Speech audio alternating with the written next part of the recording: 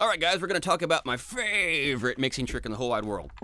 Where you're going to push a vocal forward using a super fast, super mean compressor at the very, very end of the chain. So let me find my mind here first. Okay, little brain fart. Alright, let's listen to this vocal with no extra doodad. I want to point out that the vocal's pretty close to being finished. I got it where I want it with de-essing, a two-tip compressor, and a multiband. And all this is kind of just generic stuff, I think. Maybe we'll cover that in other videos. Well, I'm sure we will. But let's hear it. Another day I'll be running, I'll be gone, gone, gone. You won't hear my heart in a song, song, song. Happiness, it was ours, but now we've lost. So I'm going out on my own. Nothing really wrong with that. We're conveying the song. It's a really good take. The singer performed very well. With intensity, his pitch is all right, as far as I'm concerned, and everything's good to go here. But it's just lacking something. And I already know what it is, and that's why we're doing this tutorial. On Pensado's Place and other things, you hear about engineers talking about pushing a vocal forward. And what this means, and they don't ever explain it, they always use hippie terms that don't mean anything to guys like me. Obviously, when they say push a vocal forward, maybe it means it actually comes out of the speakers a little bit, and I guess that's a decent analogy. What it really means, it's more of a more me thing without actually adding peak volume. Now, another way of looking at it is they're just limiting, whether they're using a really fast compressor like 1176, which is kind of a limiter anyway, or using like a brick wall limiter. You hear about guys using, Waves L2s and things like that, even on lead vocals. And what we want to do is we want to raise up some air, and we kind of want to bring authority. There we go.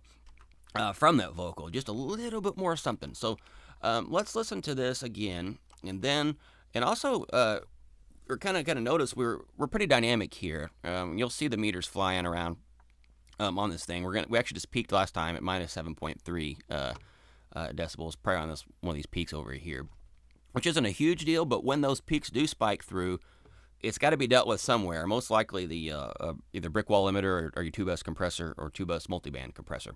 The more we delay those things until later, the bigger risk of having problems. And in this particular case, that's debatable, and that's a whole other topic where I could go either way and kind of explain, dangers of and benefits of using a two-bus compressor and limiter.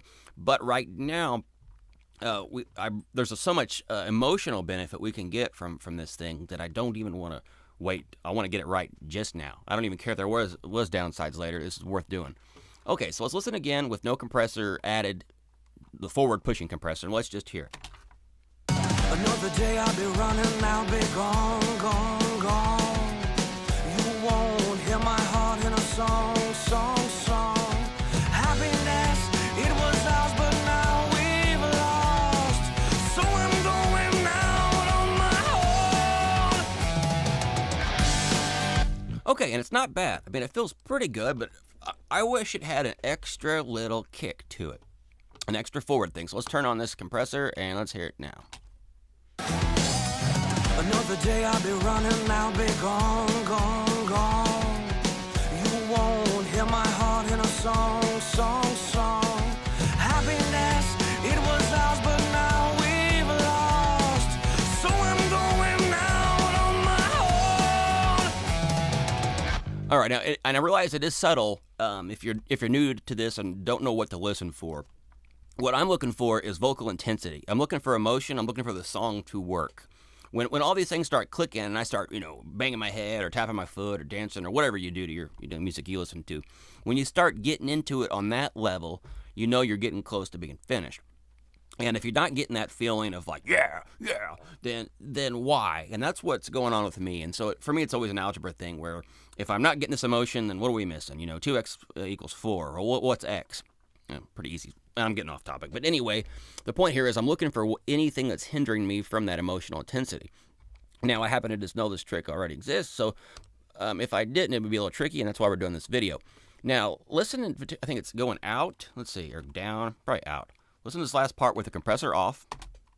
So I'm going out on my own. And there's nothing wrong with that vocal take, so I'm going out, whatever he says. That's pretty good, but I think we can squeeze this a little bit more out. Listen to out now. So I'm going out on No doubt it to me, the intensity has been increased just by clamping down a little bit more. And something about the envelope of this compressor when it's working, or the color of it, or maybe it's just the fact that it's being compressed a little bit harder. I don't know. But this seems to work a lot better than just using our regular compressor harder. You have to add another doodad to just barely work. And let's talk about that real quick. I'm using 20-to-1 ratio, which for all practical purposes is a limiter. The release is all the way down. That's critical for a few things. You don't want it too long a release can just sounds bad. Just trust me, I want to get this compressor out of the way as quickly as possible. And that also adds a little bit to the color and distortion of this thing. An 1176 is colored, but it's not gonna, blah, blah, blah, anything, unfortunately. And all we're really doing, if you look at the meter, on the loudest part, we're knocking off maybe 1 or 2 decibels. We're really just trying to lightly even out this thing and bring out a little bit more air and more intensity. So let's focus on out a little bit more. I want to make sure you guys get that both before and after. Here we go. Before. So I'm going out on my own. Not bad. So I'm going out on my own. It's just better. I don't know how else to say it. I just like it. And again, this is subtle stuff, but I think it's worth doing. And I think it's worth doing this kind of thing. Any emotion and intensity type of thing you can add to a mix and get that 1% or half percent. You do 20 of those, and then you start to get some real benefits, and it sounds like this band's on fire. And that's something I don't get when some of these people believe that engineering's like, engineers should just stay out of the way and get their levels and do their EQ. Well, yeah, sure, maybe. But if you can actually add to music, and I'm not talking about adding gimmicks and delays when they don't need to be there, and I don't know, just stuff like that. I'm talking about actual, like this makes people want to dance, it makes want to laugh, cry, whatever. If you can increase that, if you could make a talented musician sound like they have more conviction, like they mean it more, something awesome happens. And that's something that pushing a vocal forward can be great with. And I'm using it subtly here. I don't want to overdo it, but I could. Who knows what would happen if I, crank this thing up, and, there's lots of experimentation, and maybe even just distorting the thing would have been right. We don't know. But anyway, definitely try using either a brick wall limiter like a Waves L2 or something like that, or using a really fast compressor that's really colored, more vintagey kind of thing. You could get away with a clean one too, but I would definitely go with something a little more nasty if I could. And see if you can't just get that extra little something without increasing peak volume, without little spikies like this, possibly hitting your brick wall limiter on your tube bus. All right, guys, thanks. Bye.